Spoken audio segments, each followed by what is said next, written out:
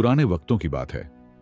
Baghdad के एक कोने में एक पुरानी और खामोश बस्ती आबाद थी, जहां एक बोसीदा सी झोंपड़ी थी, जिसमें अब्दुल्लाह नामी एक जवान लकड़हारा अपने बूढ़े वालिद के साथ रहता था।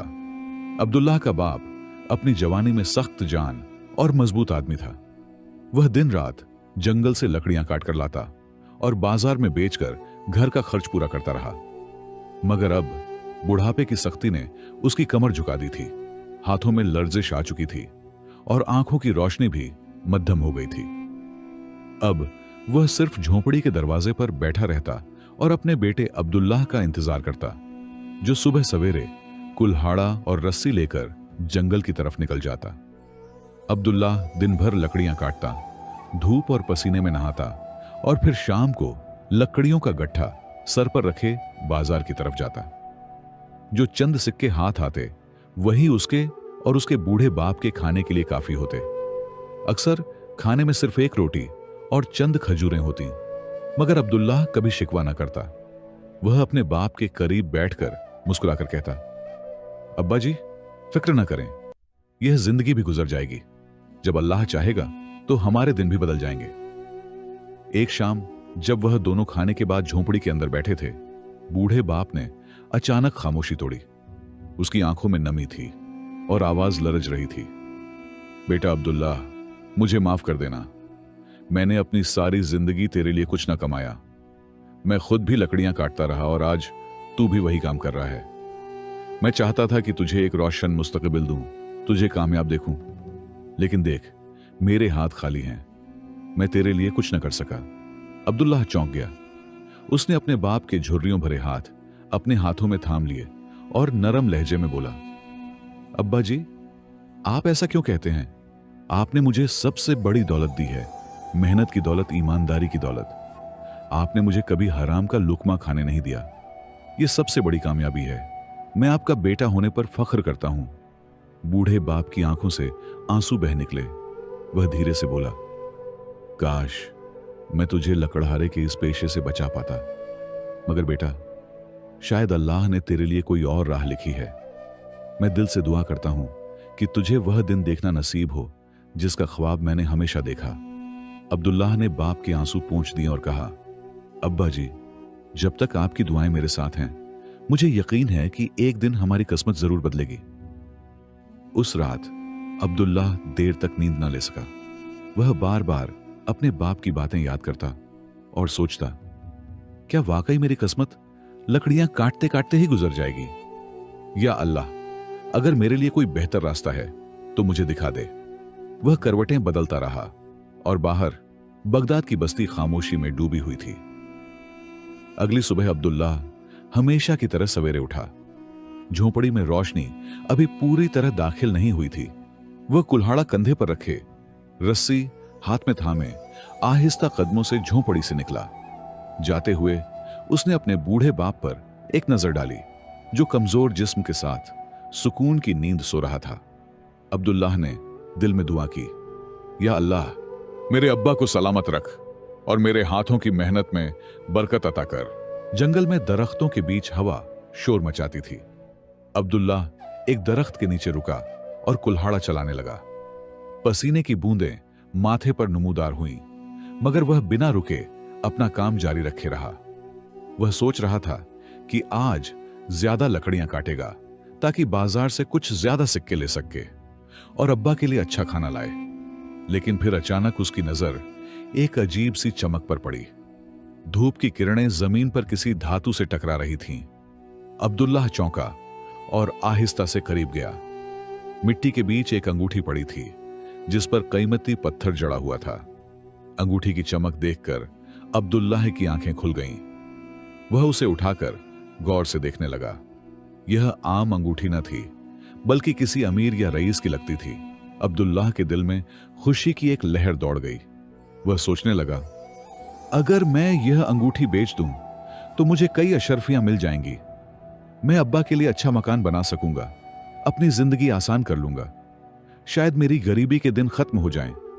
लेकिन अभी ये ख्यालात चल ही रहे थे कि उसके दिल ने आवाज दी, अब्दुल्लाह, यह अंगूठी तेरी नहीं है, यह किसी और की अमानत है। अगर तूने इसे बेच दिया तो यह हराम कमाई होगी। क्या तेरे अब्बा ने तुझे यह सिखाया है? क्या तूने कभी उनकी आंखों में यह ख्वाहिश देखी है कि उनका बेटा हराम माल से अमीर हो? अब्दुल्लाह का दिल लरज गया। उसने अंगूठी को मजबूती से मुट्ठी में दबाया और कुछ लम्हे खामोश खड़ा रहा। फिर उसकी आंखों में एक फैसला उभरा। नहीं, यह अंगूठी मैं अपने पास नहीं रख सकता। यह मेरे लिए इम्तिहान है।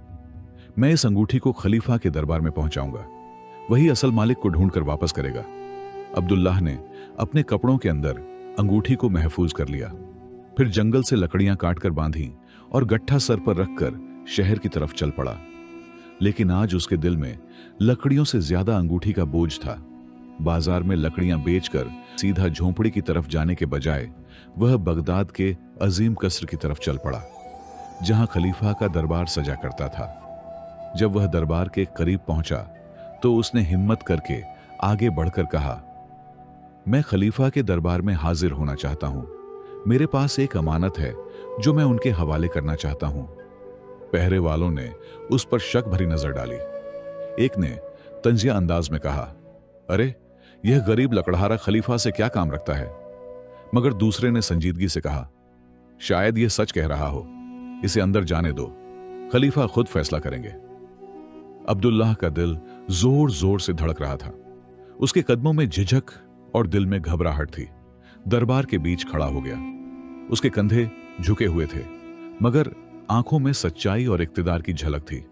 खलीफा ने निहायत वकार के साथ पूछा, बताओ ऐ जवान, तुम किस वजह से हमारे दरबार में आए हो? अब्दुल्लाह ने दोनों हाथों को अदब से बांधा और बोला, हुजूर, मैं एक गरीब लकड़हारा हूं। आज जंगल में लकड़ियां काटते हुए मुझे यह अंगूठी मिली। यह कीमती लगती है, इसलिए मैंने इसे अपने पास रखने के बजाय आपके हुजूर लाने को बेहतर जाना, ताकि आप इसके असल मालिक तक पहुंचा सकें। अगर मालिक न मिले तो यह सल्तनत के खजाने में जमा कर लीजिए। यह कहकर उसने अपने कपड़ों से अंगूठी निकाली और निहायत आजिजी से खलीफा के सामने पेश कर दी। दरबार में चंद लम्हे खामोशी छा गई। खलीफा ने अंगूठी को हाथ में लिया और गौर से देखा। अचानक उनके चेहरे पर हैरत और खुशी के मिले जुले तासुरात उभरे। यह तो हमारी बेटी शहजादी आइजल की अंगूठी है। दरबार में सरगोशियां गूंजने लगीं। खलीफा ने कहा, चंद रोज पहले शहजादी जंगल में शिकार खेलने गई थी। वहां उसकी यह अंगूठी गम हो गई थी। हमने बहुत तलाश करवाई, मगर यह न मिल सकी, और आज एक गरीब लकड़हारा इसे हमारे पास लेकर आया है। खलीफा की आवाज में खुशी और इत्मीनान था। वह अब्दुल्लाह को गौर से देखने लगे। ऐ जवान, यह अंगूठी आम अंगूठी नहीं। इस पर जरा हुआ हीरा सल्तनत के कीमती जवाहरात में से एक है। अगर तुम चाहते तो इसे बेचकर अमीरों की तरह जिंदगी गुजार सकते थे, मगर तुमने अपनी गरीबी के बावजूद अमानतदारी को तरजीह दी। यह हमारे लिए बाइसे फख्र है। फिर खलीफा ने बुलंद आवाज में ऐलान किया, ईमानदारी जैसी दौलत रखने वाला शख्स सल्तनत के लिए कीमती खजाना है। हम अब्दुल्लाह को इनाम विकराम से नवाजते हैं। फौरन ही खजांची ने हुक्म की तामील की और अब्दुल्लाह को सोने के सिक्के और कीमती कपड़े पेश किए गए। दरबार के लोग उसकी तारीफ करने लगे, लेकिन खलीफा यहीं न रुके। उन्होंने कहा, अब्दुल्लाह, हम तुम्हारी सच्चाई और मेहनत से बहुत मुतासिर हैं। हमें ऐसे ही लोग अपने करीब चाहिए। हम चाहते हैं कि तुम हमारे दरबार में नौकरी करो। अब्दुल्लाह के लिए ये अल्फाज ख्वाब से कम न थे। वह जो कल तक एक आम लकड़हारा था, आज खलीफा के दरबार का हिस्सा बनने जा रहा था। उसकी आंखों में खुशी के आंसू आ गए। उसने अदब से सर झुकाकर कहा, हुजूर, मैं अपनी जान और ईमान से अपनी जिम्मेदारी अदा करूंगा। खलीफा ने मुस्कुराते हुए कहा, हम जानते हैं तुम्हारी ईमानदारी तुम्हारी जमानत है। उस दिन अब्दुल्लाह दरबार से न सिर्फ इनाम व इकराम लेकर निकला, बल्कि एक नई जिंदगी की उम्मीद भी लेकर बाहर आया। जब वह अपनी झोंपड़ी के करीब पहुंचा तो उसके कदम हल्के थे, दिल खुशी से मामूर था। उसने दरवाजा खोला। बूढ़ा बाप अंदर बैठा था। अब्दुल्लाह को देखकर मुस्कुराया और बोला, बेटा, आज कुछ ज्यादा ही खुश नजर आ रहे हो। क्या बात है? अब्दुल्लाह ने अपने बाप के सामने इनाम व इकराम रख दिए और फिर सारी कहानी सुनाई। बाप की आंखों से आंसू बहने लगे। उसने आसमान की तरफ हाथ उठाकर कहा, या अल्लाह, तेरा शुक्र है कि तूने मेरी दुआएं सुन ली। मेरा बेटा अब महज लकड़हारा नहीं रहा, बल्कि सल्तनत के दरबार का हिस्सा बन गया है। झोंपड़ी की फिजा उस दिन खुशियों और दुआओं से मामूर हो गई। मगर अब्दुल्लाह को यह खबर नहीं थी कि यह सिर्फ शुरुआत है। उसकी असल आजमाइशें और किस्मत के नए मोड़ अभी बाकी थे। अब्दुल्लाह को दरबार में आए कुछ ही अरसा हुआ था, लेकिन अपनी ईमानदारी, समझदारी और अनथक मेहनत से वह सबका इक्तिदार जीत चुका था। खलीफा उस पर जाती उमूर तक में भरोसा करने लगे थे। दरबार के कई वुज़र और उमरा भी दिल ही दिल में उसकी तारीफ करते, लेकिन कुछ ऐसे भी थे जो उसकी अचानक तरक्की और खलीफा के करीब होने पर हसद का शिकार थे। इनमें से एक वजीर सबसे ज्यादा हसद और जलन रखता था। यह वजीर कई बरसों से दरबार में आला ओहदे पर था। वह जानता था कि खलीफा की कोई औलाद नहीं और उनकी उम्र भी ढल चुकी है। उसके दिल में लालच जागा कि अगर खलीफा को किसी तरह हटा दिया जाए तो वह खुद तख्त पर कब्जा कर सकता है। अब्दुल्लाह ने कई बार महसूस किया कि यह वजीर खफिया अंदाज में कुछ साजिशों में मसरूफ रहता है। वह कभी दरबार के गुलामों से तन्हाई में बात करता, कभी खजांचियों के साथ खफिया मुलाकात करता। अब्दुल्लाह क्योंकि हर मुआमले में मुहतात और तेज नजर रखने वाला था, उसने वजीर पर नजर रखनी शुरू कर दी।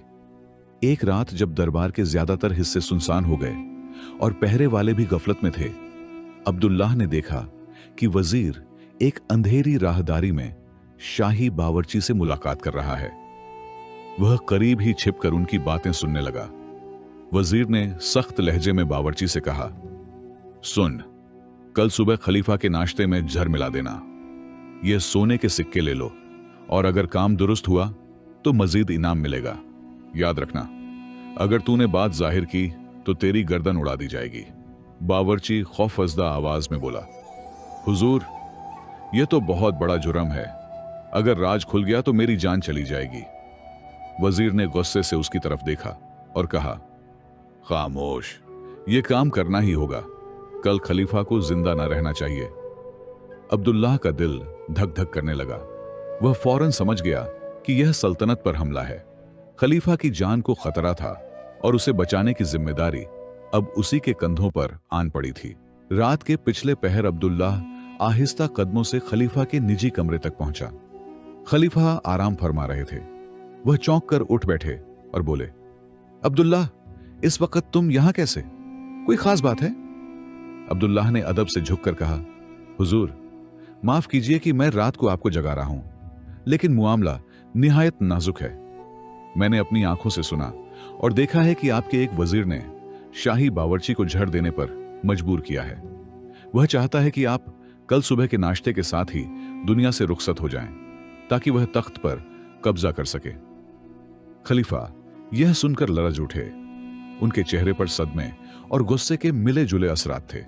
क्या वह वजीर जिस पर हम बरसों से भरोसा करते आए हैं, क्या वही हमें खत्म करने की साजिश कर रहा है? अब्दुल्लाह ने सर झुकाकर कहा, जी हुजूर, मैंने सब अपनी आंखों से देखा और कानों से सुना है। आप चाहें तो कल के नाश्ते के वक्त इस साजिश का पर्दाफाश कर सकते हैं। मैं हर वक्त आपके साथ रहूंगा। खलीफा ने गहरा सांस लिया। उनकी आंखों में दुख भी था और हैरत भी। अब्दुल्लाह, तुमने एक बार फिर हमारी जान बचाई है। पहले तुमने ईमानदारी से हमारी बेटी की अंगूठी वापस की और आज तुमने हमारी जान के दुश्मन की साजिश को बेनकाब कर दिया। तुम वाकई हमारी सल्तनत के सच्चे मुहाफिज हो। उन्होंने अब्दुल्लाह के कंधे पर हाथ रखा और कहा, हमें तुम पर पूरा भरोसा है। कल सुबह हम देखेंगे कि किस तरह गद्दारी का चेहरा सबके सामने बेनकाब होता है। अगली सुबह बगदाद के शानदार महल में हस्बे रिवायत खलीफा के लिए दस्तरख्वान सजा दिया गया।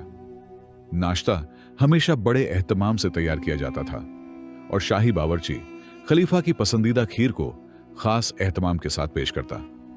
लेकिन उस दिन माहौल कुछ अलग था। खलीफा के दिल में अब्दुल्लाह की रात की बातें गूंज रही थीं। उसे सोचकर भी हैरत हो रही थी कि उसका सबसे काबिल एतिमाद वजीर दरअसल उसकी जान का दुश्मन है। खलीफा ने सुबह के वक्त अपने हाथ धोए और दस्तरख्वान पर आकर बैठे। सामने चांदी के बर्तनों में अनवा व अकसाम के खाने रखे हुए थे, मगर खास तौर पर खुशबूदार खीर उनके सामने पेश की गई। दरबार के वुज़र और दरबारी भी करीब ही बैठे थे।